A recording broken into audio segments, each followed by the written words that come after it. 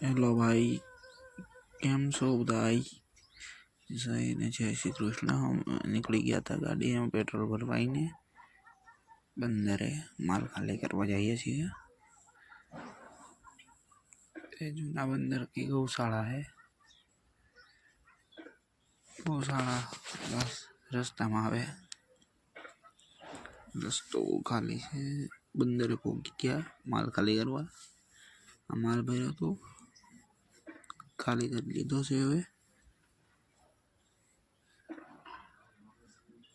और ये ट्रक में माल नाखवा जवानुं हतुं. ये माल भरीने पहोंची गया. ट्रक में माल खाली करवा. आ ट्रक से पंजाब का पासिंग.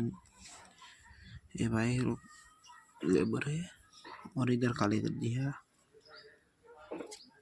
खाली कर दिया है और हम जा रहे हैं अब दूसरा माल भरने.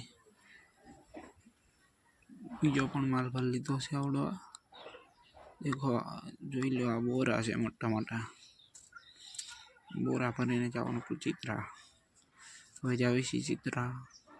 રસ્તો બહુ લાંબો છે. રસ્તાનો પણ વિડીયો ઉતારું છું.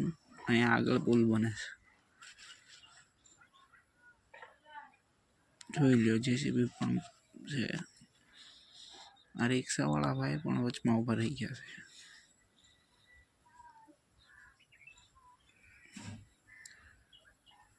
જોઈ લો આ બધો રસ્તો.